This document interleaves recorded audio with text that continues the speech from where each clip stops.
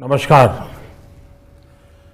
वर्ष 2021 का बजट असाधारण परिस्थितियों के बीच पेश किया गया है। इसमें यथार्थ का एहसास भी और विकास का विश्वास भी है। कोरोना ने दुनिया में जो प्रभाव पैदा किया, उसने पूरी मानव जाति को हिलाकर रख दिया है। इन परिस्थितियों के बीच आज का बजट भारत के आत्मविश्वास को उजागर करने वाला है और साथ ही दुनिया में एक नया आत्मविश्वास भरने वाला है। आज के बजट में आत्मनिर्भरता का विजन भी है और हर नागरिक, हर वर्ग का समावेश भी है। हम इस बजट में जिन सिद्धांतों को लेकर चले हैं वो हैं ग्रोथ के लिए नए अवसरों, नई संभावनाओं का विस्तार करना, युवाओं के लिए नए अवसरों का निर्माण करना, मानव संसाधन को एक नया आयाम देना, इंफ्रास्ट्रक्चर निर्माण के लिए नए नए क्षेत्रों को विकसित करना, आधुनिकता की तरफ आगे बढ़ना, नए सुधार लाना।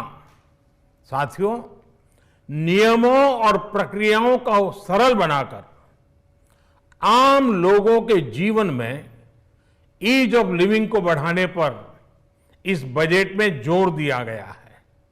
ये बजट इंडिविजुअल्स, इन्वेस्टर्स, इंडस्ट्री और साथ ही इंफ्रास्ट्रक्चर सेक्टर में बहुत सकारात्मक बदलाव लाएगा। मैं इसके लिए देश की वित्त मंत्री निर्मला जी को और उनके साथी मंत्री अनुराग जी और उनकी टीम को बहुत बहुत बधाई देता हूं। साथियों, ऐसे बजट देखने को कम ही मिलते हैं जिसमें शुरू के 1-2 घंटों में ही इतने सकारात्मक रिस्पांस आए। कोरोना के चलते कई एक्सपर्ट्स ये मानकर चल रहे थे सरकार आम नागरिकों पर बोझ बढ़ाएगी, लेकिन फिस्कल सस्टेनेबिलिटी के प्रति अपने दायित्वों को ध्यान में रखते हुए सरकार ने बजट साइज बढ़ाने पर जोर दिया। हमारी सरकार ने निरंतर प्रयास किया है कि बजट ट्रांसपेरेंट होना चाहिए।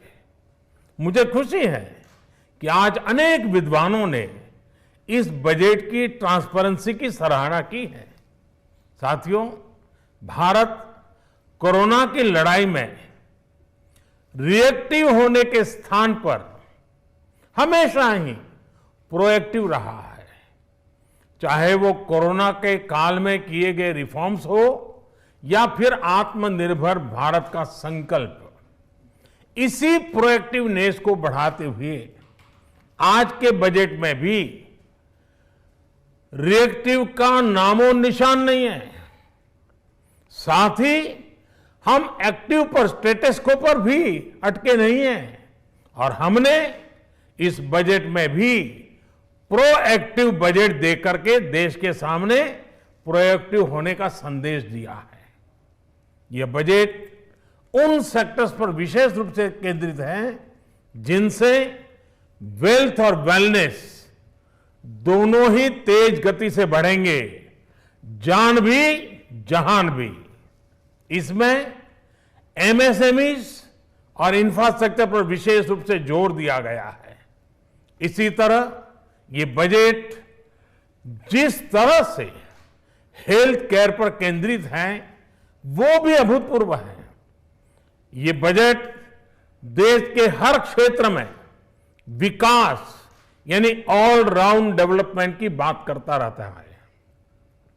खास तौर पर मुझे खुशी है कि इस बजट में दक्षिण के हमारे राज्य, पूर्वोत्तर के हमारे राज्य और उत्तर में लेह लद्दाख जैसे क्षेत्रों में विकास पर विशेष ध्यान दिया है।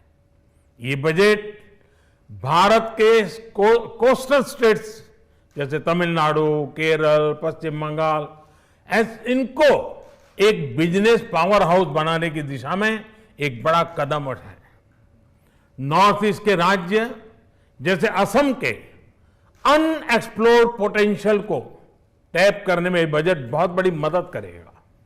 इस बजट में जिस तरह से रिसर्च एंड इनोवेशन इकोसिस्टम पर बल दिया गया है, जो प्रावधान किए गए हैं, उनसे हमारे युवाओं को ताकत मिलेगी।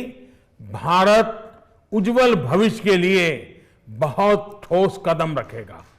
साथियों, देश के सामान्य मानवी का, महिलाओं का जीवन आसान बनाने के लिए उनके स्वास्थ्य, स्वच्छता, पोषण, शुद्ध जल और अवसरों की समानता, इस पर इस बजट में विशेष बल दिया गया है। बजट में इंफ्रास्ट्रक्चर पर खर्च में अभूतपूर्व वृद्धि के साथ साथ कई व्यवस्थागत सुधार किए गए हैं, जिसका बहुत बड़ा फायदा देश में ग्रोथ और जॉब क्रिएशन, रोजगार के लिए बहुत लाभ होगा। देश में एग्रीकल्चर सेक्टर को मजबूती देने के लिए, किसानों की आय बढ़ाने के लिए इस पर बजट में बहुत जोर दिया गया है। कई प्रावधान किए गए हैं। एग्रीकल्चर सेक्टर में किसानों को और आसानी से और ज्यादा ऋण मिल सकेगा। देश की मंडियों को यानी एपीएमसी को और मजबूत करने के लिए, सशक्त करने के लिए एग्रीकल्चर इंफ्रास्ट्रक्चर फंड से मदद का प्रावधान किया गया है।